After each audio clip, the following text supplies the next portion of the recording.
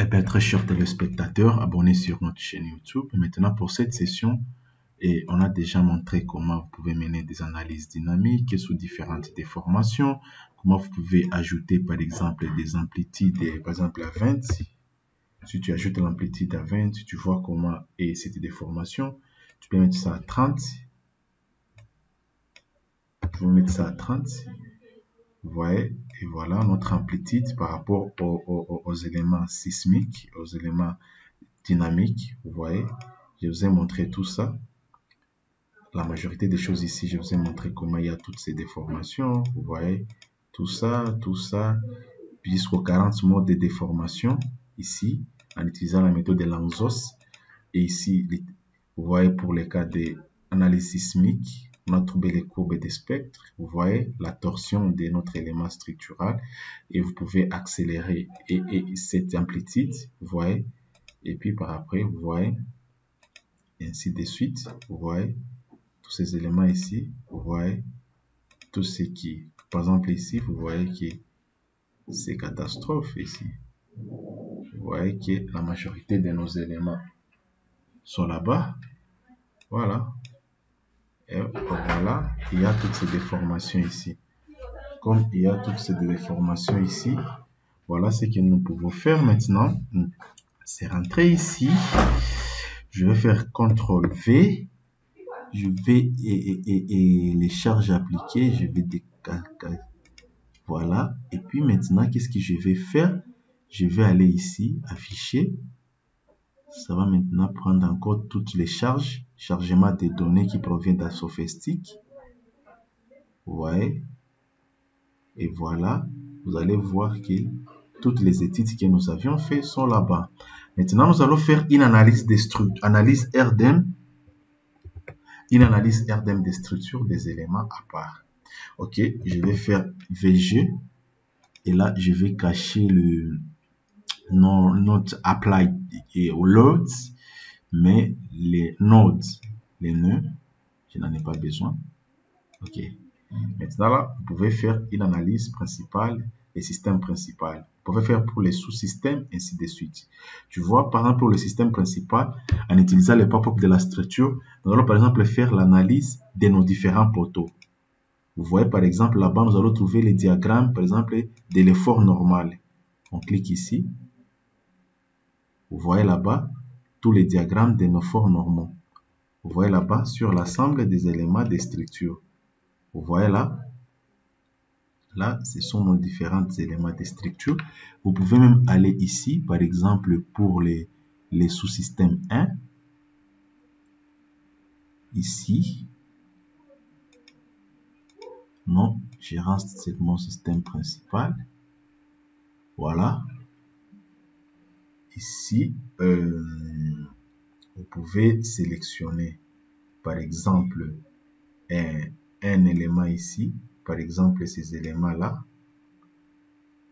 Vous voyez ces éléments qui sont sélectionnés là-bas. Et puis, nous pouvons les isoler. Isoler ces éléments. Vous voyez.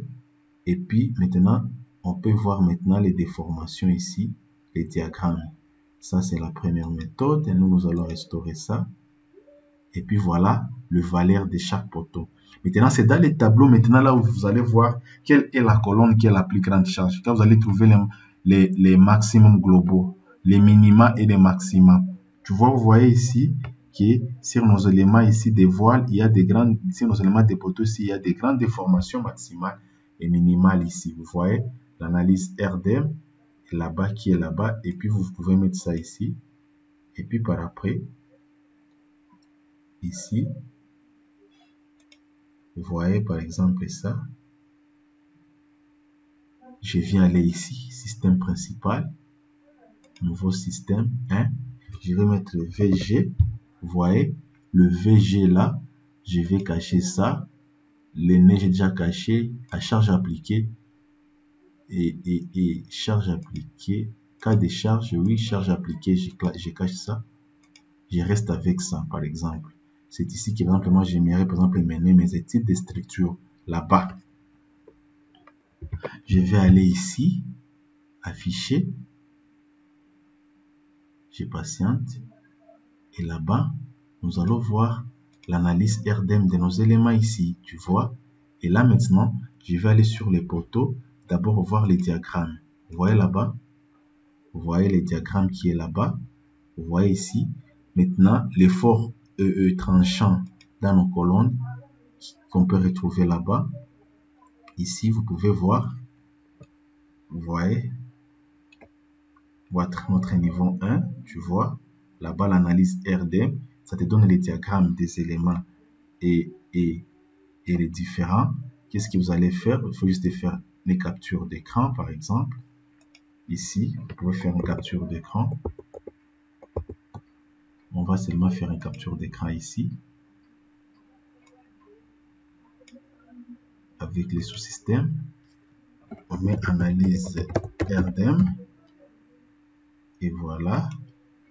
Et puis par après, nous allons rentrer ici.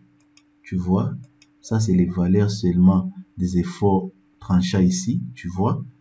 Et puis ici, ça va nous donner la valeur de l'effort tranchant dans le sens Y. Vous voyez. Dans le sens Z. Vous voyez comment est appliqué nos efforts tranchants dans le sens Z. Vous voyez les moments, le moment appliqué sur nos colonnes, les moments dans le sens MY. Vous voyez comment est le diagramme des moments sur nos colonnes.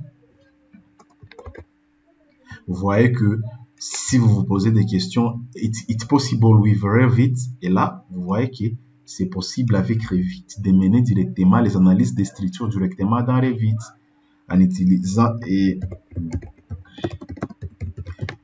colonne. Et puis par après, nous allons aller ici. On va aller ici. Moment MZ. Vous voyez là-bas, ça pas assez d'effet. Maintenant, après nous avons fini avec les colonnes, on va aller sur les poutres. Vous voyez les efforts normaux sur nos poutres. Regardez. Vous voyez ici les valeurs et les diagrammes. Et puis maintenant, les amis, j'ai oublié de vous dire sorry. I back here. Voilà, je reviens sur les colonnes, les efforts ici. Ça, c'est seulement en fonction des poids propres. Hein. Ici, maintenant, par exemple, pour la première charge, vous allez voir, ça va changer. Vous allez voir. Tu vois directement, ça devient plus grand. Vous voyez que ici, ça devient encore plus grand et intéressant. Tu vois ici, et les types d'efforts, réactions. Et là, vous pouvez vérifier les armatures requises ici. Pour nos colonnes. Et là, vous pouvez vérifier la légende. Et puis ici, pour nos analyses, on peut ajouter les maillages. Vous voyez, tous les maillages qui viennent d'Assofestic. Nous, on peut les retrouver ici. Vous voyez. Et puis par après, ça va seulement rester comme ça. Les réactions, les diagrammes de moment. Vous voyez. Et là, vous voyez que vous pouvez faire une très belle capture d'écran. Je rentre là-bas. J'ai ça ici. Et j'ai ça. Vous voyez que c'est incroyable d'arriver d'avoir ce genre de résultats.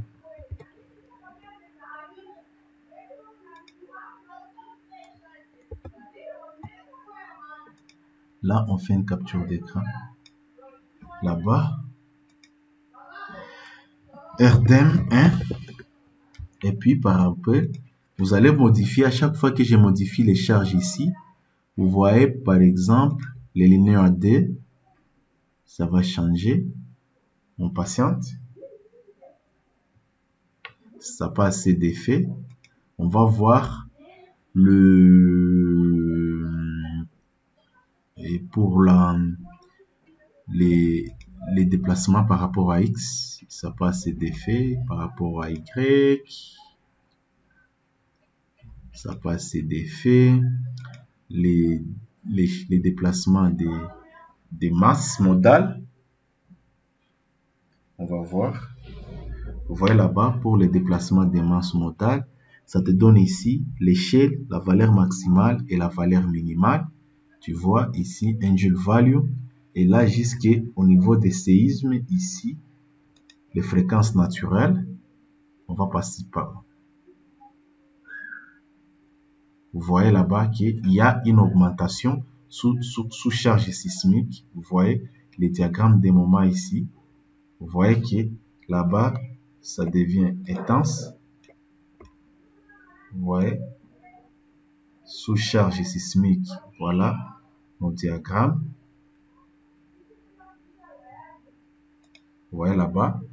Et puis, on peut voir en fonction des fréquences de vibration.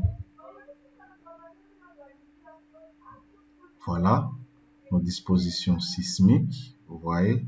Donc, au fur et à mesure, il y a des fortes vibrations et des excitations et il y a des valeurs qui s'ajoutent. Par exemple, je vais mettre ça à les 10 pour voir dans les cas des excitations dynamiques. Vous voyez là-bas, pour les cas des excitations dynamiques, j'ai rentré là-bas, 17e mode, je vais voir.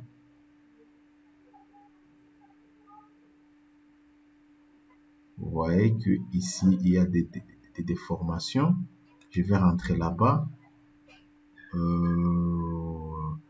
Natural frequency, je mets sur le 3.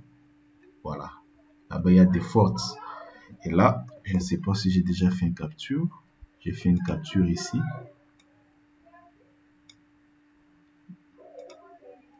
RDM 2.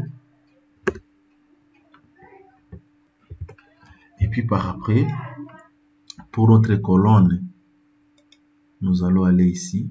Les efforts, vous voyez là-bas, il n'y en a pas. Pour les efforts tranchants dans le sens Z, ça est là-bas, mais c'est trop peu. Les moments sur les colonnes, vous voyez là-bas, mon diagramme des moments.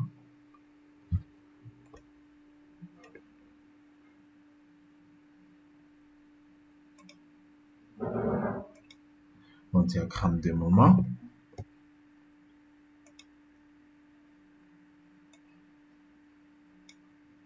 Les diagrammes de moments.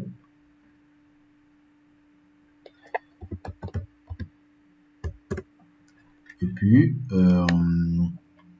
les moments dans le sens MZ, ça y est pas. Maintenant, dans la prochaine vidéo, maintenant, je dois pouvoir vous montrer maintenant l'analyse structurale maintenant des poutres. Quant à moi, je vous dis merci et à tout à l'heure.